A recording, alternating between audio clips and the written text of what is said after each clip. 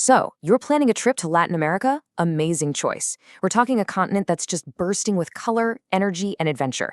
But here's the thing. There are these unwritten rules, these little cultural quirks that can catch even the most experienced travelers off guard. Today, we're going to put your travel instincts to the ultimate test. Think you got what it takes to navigate it all like a pro? Well, let's find out.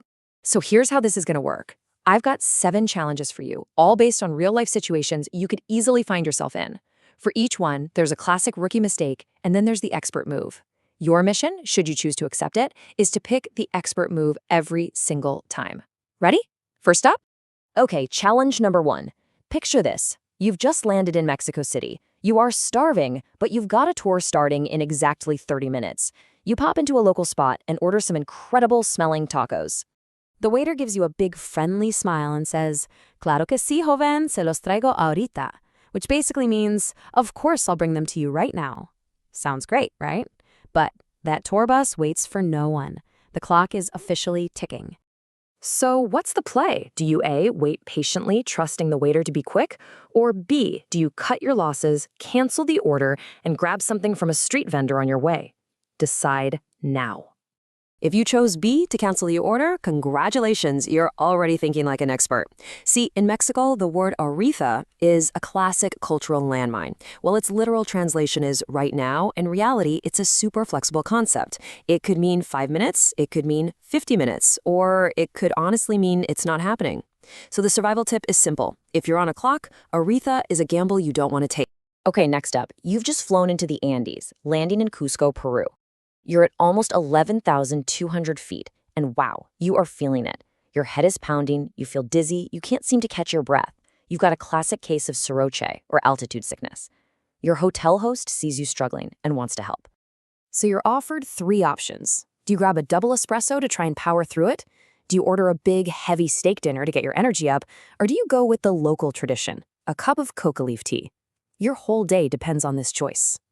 The expert move here, 100%, is the coca tea. It's the ancient Andean remedy for a reason. It actually helps your body process the thin oxygen in the air. That espresso, it's just going to dehydrate you, making things way worse. And a heavy meal, oh man, your body is already working overtime, so trying to digest a big meal is just going to make you feel absolutely miserable. All right, on to challenge number 3. You're in a big, bustling capital city. You flag down a taxi, you jump in, tell them where you're going, and then you notice it. There's no meter. The driver just smiles at you in the rearview mirror and starts pulling into traffic. Now, you really want to avoid getting ripped off here. So when is the absolute most critical moment to lock in a fair price? Is it at the end of the ride, once you've arrived? Or maybe somewhere in the middle? Or is it before that car moves even a single inch? The only right answer is B, before that trip even begins. The second that car starts rolling, you've lost all your bargaining power. If you wait until you get to your destination, you're completely at the driver's mercy, and you're almost guaranteed to pay the dreaded tourist tax. So no meter, no ride, until you've agreed on a price. Okay, let's swap the concrete jungle for the real one. You're hiking deep in the Amazon rainforest when you see it, the most stunningly beautiful frog you have ever laid eyes on. It's tiny, it's a brilliant electric blue, and it's just sitting there on a leaf, almost posing for you. You've got to get a picture. That perfect, once-in-a-lifetime photo is right there for the taking. So what do? Do you slowly reach out, hoping it'll hop onto your hand for that killer close-up? Or do you stay put and use your camera's zoom from a very, very safe distance? Oh man, I really hope you picked B. Here's a huge survival tip for any time you're in nature. Bright, vibrant, neon colors are not an invitation. They are a warning sign. It's the animal kingdom's way of screaming, "I am dangerous, do not touch me." That little blue beauty is almost certainly a poison dart frog, and yeah, its skin is incredibly toxic. The rule is simple.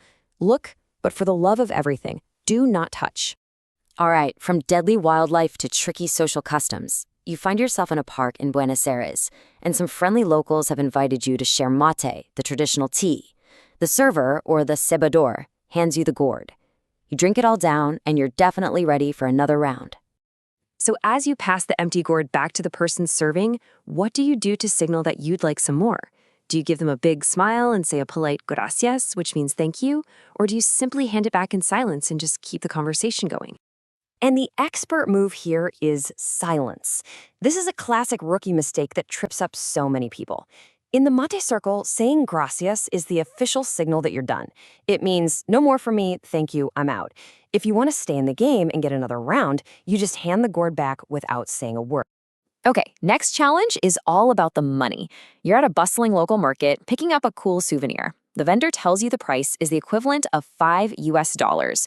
You open your wallet and you've got two options: a crisp $50 US bill or a handful of small bills in the local currency. So, what's the street smart move here? Do you try to pay with that big $50 bill? Or do you use the small local bills you've got ready? Oh, this one's a no-brainer for the expert traveler.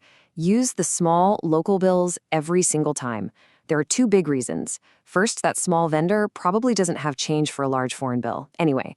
But second, and way more important, pulling out a big bill in a crowded market is like sending up a giant flare to every pickpocket nearby that says, "Hey, tourist with lots of cash over here." Always, always use small local cash for small purchases. And here we are, our final challenge. And this one could literally save your skin. You're standing at a busy intersection in a big city. The little green walking man lights up, you're in a marked crosswalk, but you see a bus coming your way and it doesn't really look like it's slowing down. What is the fundamental assumption you need to make to stay safe? Is it A, the bus will stop, I have the right of way? Or is it B, that bus has no intention of stopping, and I am not taking one step off this curb until I see it physically hitting the brakes? Your life literally depends on choosing B. Look, in many parts of the world, crosswalks and pedestrian signals are treated more like friendly suggestions. The absolute safest way to think is that cars are not going to stop for you.